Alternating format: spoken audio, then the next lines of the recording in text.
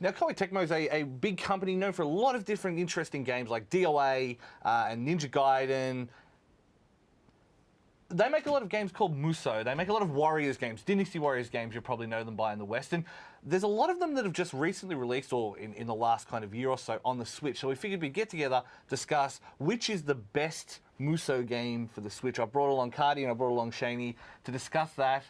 Can I just stop first? Yeah. Like, they also do Italia games. There's a lot of other games. They do a lot of very good games. They I don't was just memeing. stop and I'm aware. Like Neo, they do. There's Dead great or Alive games. Extreme 3. Yeah, the best. Let's just keep going. Anyway, on that note, suddenly the Switch has appeared and it's got what we've got. The main ones that I can think of because I've been playing it is Pirate Warriors. So that's One Piece Pirate Warriors 3. Which is technically made by Namco Bandai, but it's made by Koei Tecmo, who made it. Similar thing to the game you're discussing, which is Hyrule Warriors. Or what Hyrule Warriors Definitive? What are they calling it now? Yeah, so it's Hyrule Warriors Definitive Edition, which has just recently come out on Switch. It's fantastic as well in the sense that its release schedule as well as its DLC releases it was kind of a little bit strange in the sense that that was the 3DS and the Wii era, yeah. Absolutely. So there was a 3DS game or a 3DS release that got staggered out. There was exclusive content, and a lot of people got confused as to what content was exclusive to which console platform. Now it's all come out, all consolidated in one neat little package, and what a nice, awesome game package it is. And it's just brimming with content. About packages make it weird. They've also, I'm just adding on to that, they've also got new content. They just didn't just go, old DLC. It's not just definitive in the sense that, it's all the old stuff. Tecmo are good for that though. Like when they do extra editions, they always add a little bit more. Yeah, whether it's free or whatever. that's named content. That's like, Empires, that's like their, they totally changed that's the true. game. They do that as well. They totally changed the game, where this is just like, okay, we've got our core base, we've got our DLC. Now we're also add more to that definitive edition to make it actually worthwhile than, if you've just played those ones previously. You're still getting more content. And it's a similar vein to another collaboration between Koei Tecmo and Nintendo, which was Fire Emblem Warriors. Is there like a tagline to that, or is it just Fire Emblem Warriors? Isn't it? It was a... Doesn't matter. I think, yeah, it was the whole just... story is they made a Warriors game using Fire Emblem. Again, another easy franchise for it. Lots of swords, lots of magic, all that. Like it fits really, really well what they're trying to do. But I guess the point is, we've just made the point that there's all these games that are very similar and play very similar, made by similar companies. What differentiates them?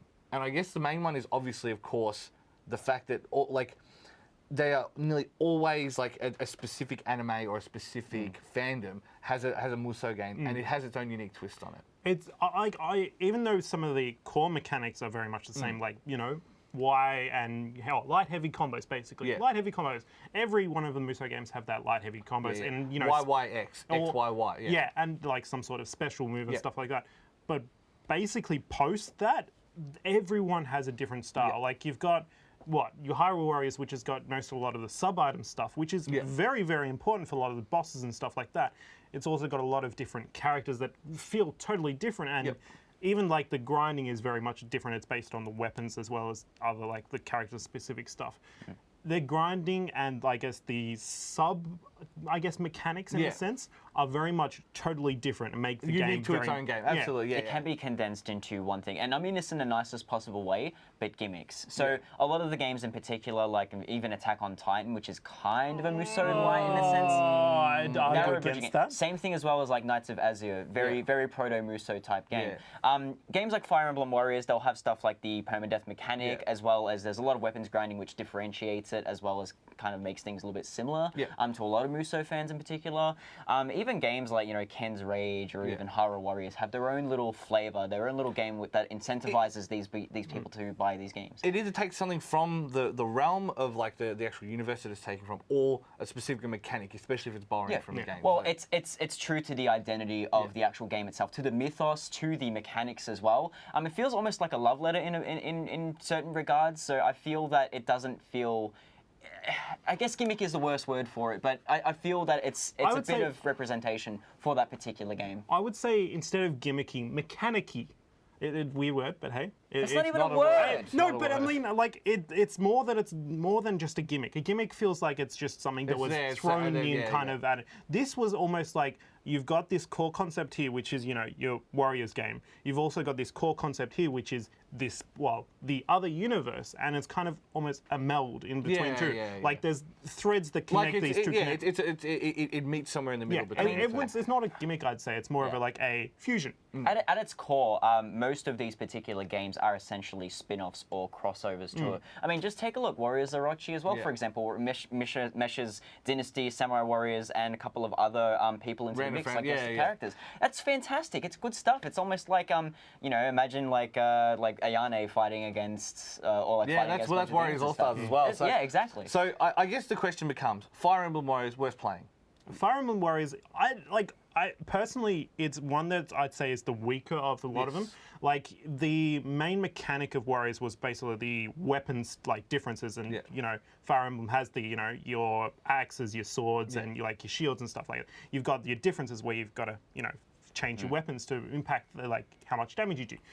That felt a little bit weak in the Fire Emblem Warriors game. Same thoughts. It's more that it didn't actually matter that much. Well, so it felt even if you did in particular, you could sit there and just keep juggling people. Even if you were weak against a particular weapon within the triangle, you could still just keep juggling them and stun locking them. Whereas something like Hyrule Warriors, where you've got these actually massive enemy beasts progression things that actually block. You've got to actually use those sub weapons to actually impact the damage that you do. Otherwise, it's basically just futile. So Hyrule Warriors worth a look? Yeah, I mean the characters are all very diverse in that sense as well, compared to Fire Emblem, where it's like, oh god, we're playing as another lord again. Whereas with Hyrule Warriors in particular, it has its very specific niche. It has Linkle too. Everyone's all in one neat little game card, so that's great. I think everyone else in particular with Hyrule Warriors, I feel it's a far more diverse experience for. It's a little bit easier, but I think that's also a good thing as well. Coming from One Piece Warriors, where it's a more traditional experience, you can actually lose. You can actually think, the time I've played with Hyrule, you don't really have that problem. One Piece has a mechanic where all the Nakama come out and help you, and you build up the supers with them, you do all your supers together, which is great, but it is a Musou game. Let's be real, if you're a One Piece fan, you're going to enjoy it. If you're the Zelda fans are the ones pushing the force towards Hyrule, it's the Fire Emblem fans pushing towards Fire Emblem, it's the One Piece fans pushing towards this.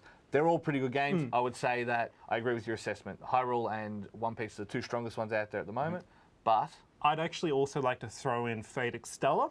It's honestly one of those ones where it is very much basic in its mechanics, but it doesn't actually focus more on that. It's much more about its Fate story, and that's where it really, really hit a lot of good notes. And I think that some of these games, while it can be very much similar to in styles, when the story is really, really well written and driven down your throat. It actually can be really good experience anyway. Well, there's Shane with the Weeb Audible. Thank you, Shane. Always. Can't wait to see what you have for us next time.